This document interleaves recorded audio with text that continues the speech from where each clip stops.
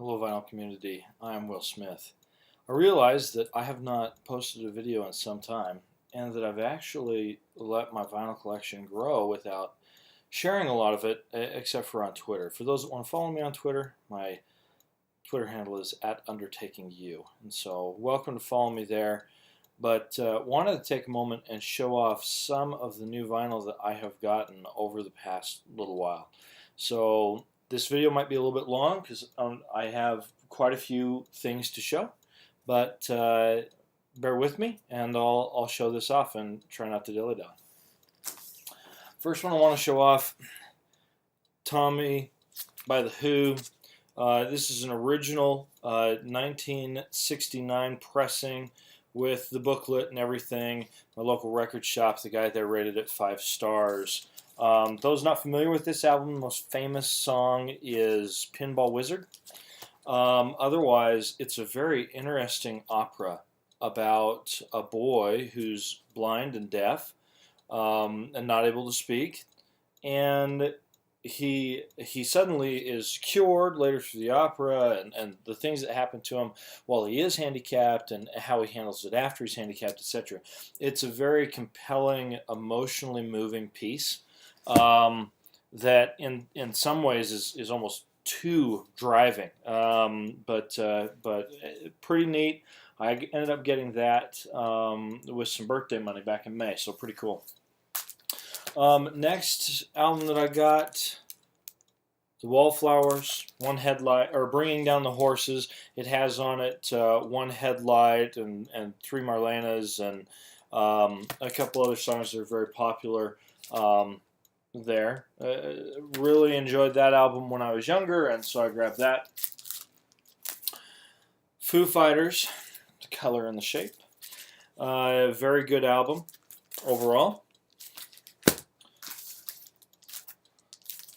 Foo Fighters, There Is Nothing Left to Lose. Another great offering by the Foo Fighters. I was excited to get. Foo Fighters is my wife's favorite band, and so we're going to end up at some point with everything that they've ever done.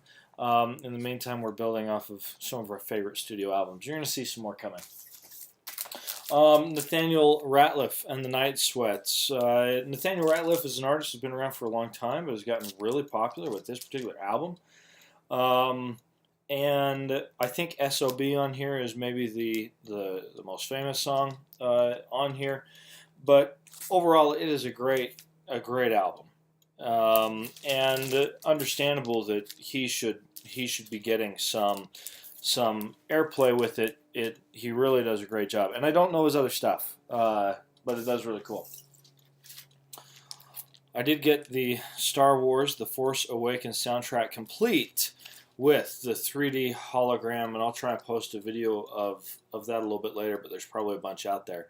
On the back side of one of these records, in fact, maybe I'll pull it out here and see if I can show you.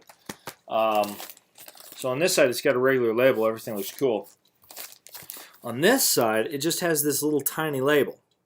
Well, all right here in the runout, it almost looks like somebody took steel wool and ran over the runout. Anyways, it ends up though that when you apply a bunch of light, it takes a ton of light, but I use a flashlight, and you shine some light on there, it shows up. The Death Star, or the other side is a TIE Fighter, I think. Yeah.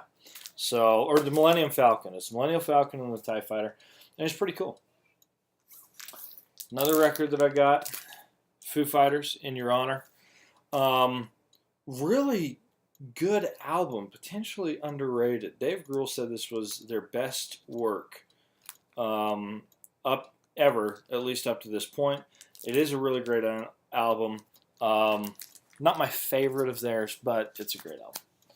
Now, this vinyl is one that I've wanted for a long time, this next one.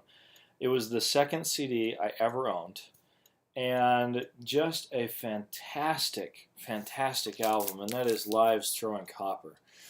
Music on vinyl release, so it's a European pressing. Absolutely fantastic. Really, really enjoyed this. Plays great, sounds great. These next couple are from a a club that I've joined, Vinyl Me Please. And I'm certain that there's several out there that have heard of it, but they actually do some pretty cool stuff. And so the first month that I joined, the offering was Glass Animals, their latest, How to Be a Human Being. Very cool gatefold where you can see in, and then they've got a special edition blue vinyl. You can see I've put in my clear plastic sleeve here. It comes also with a special lithograph of the artwork, and for those that want it, it also comes with a drink pairing. So there's a cocktail mix that comes with this as well, which I've given to some friends. But a great album overall, actually. Very cool release of it. A neat pressing, so I really like that. And then also from them that I purchased separately, My Morning Jacket Z. My favorite My Morning Jacket album in a very cool, I'll try and show this. It's in a cool gatefold, but it's a custom pressing with a pretty neat splatter vinyl pattern. I know there's a lot that vinyl should be black, but I think it's really neat as an art form to have every piece of the release to say something about the whole artistry of it all. And so that's a very cool thing there. Of course, they've changed the colors here on the cover just a little bit, just for this pressing. And then also included a special lithograph showing it in more of a sepia tone. Fantastic album. The pressing sounds great. Completely worth, in my mind, the money that I paid for it. But for those that are not familiar, the Vinyl Me Please service is pretty cool. And the next collection video I do will be coming up here in I want to say about a week or maybe less, and I actually bought a whole bunch of stuff from their fire sale, which I'm pretty excited about. Now, this album just released by Opeth, Sorceress. There is a wonderful collector wood edition unboxing done by the guy at the Vinyl Corner. It's a fantastic video. You should go check that out. This one's just the limited pink vinyl edition in part of Breast Cancer Awareness Month. But this album, in and of itself, is absolutely fantastic. I really enjoy this album. Sounds fantastic on vinyl. It's a very cool release. So difficult to see all the artwork there because of the hype stickers, but the front we have this peacock over a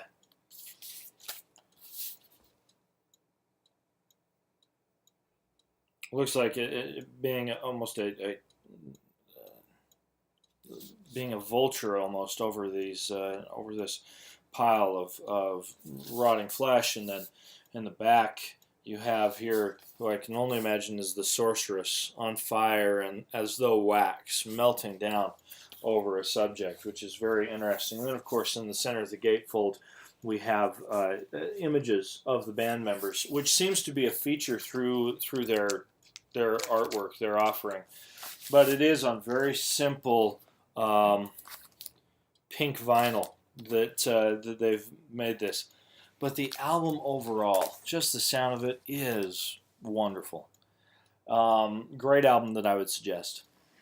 Now these last few that I'm going to show, I was yesterday in Portland and happened to be walking around downtown. So I left an appointment I had. I was there for work.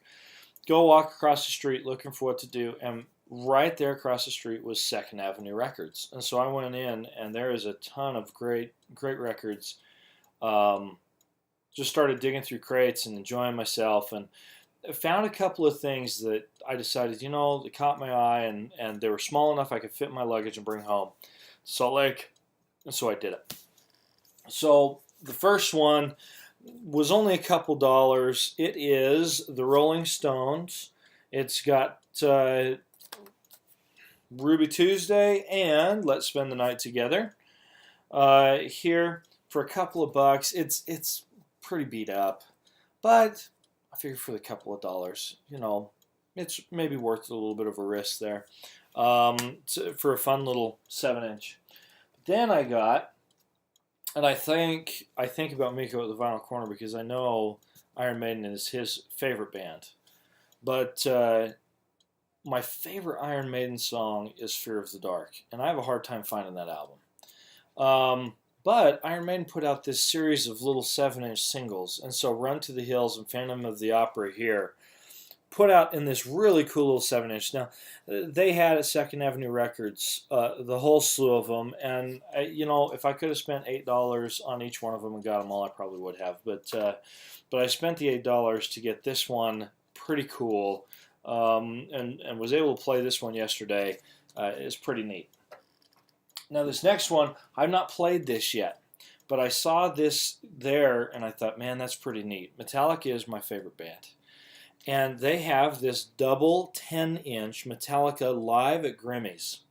You may remember I've got one other Live at Grimmie's in a Justin Townes Earl that I did a review on several videos back. But I thought, man, this is cool. A Metallica one. So I picked it up. This was the start of the floodgates there at Second Avenue Records. You see the track listing there on the back, which I'm actually pretty excited to go through and listen to. I have not yet had a chance to listen to it. I haven't even broken the vinyl or the plastic on this yet. But I'll be listening to that here pretty shortly. Then a couple of others, old record store day offerings that I've been eyeing for some time. But haven't done anything about, both by the Flaming Lips, and there is this here Giraffe, basically a single. It has this here Giraffe, My 2 Days, As an Ambulance Driver, Life on Mars, and Use a Lot of Volume. Again, haven't opened this yet. It's supposed to be on an orange vinyl. So be an interesting one. And then another record store day. This is both of these are older record store days. But Brainville, Flaming Lips Brainville. So it has on it Brainville, Evil Will Prevail, and Waterbug. It's supposed to be on a limited edition yellow vinyl. Haven't opened that up yet, but I'm excited to play those, and I'm certain that all of those will get their playtime today. Anyways, with that said, I'm really excited about all this new vinyl and expanding my collection. As I said, I've got a bunch of stuff coming from the Vinyl Me Please folks. And so I'll do another video about that. And then I also want to do another little review on this little brush that I've had for a little while now. And so there should be some other videos coming out. Thanks so much for watching. Feel free to subscribe, follow me on Twitter, post a comment, ask a question. Love that kind of feedback. And in the meantime, take care.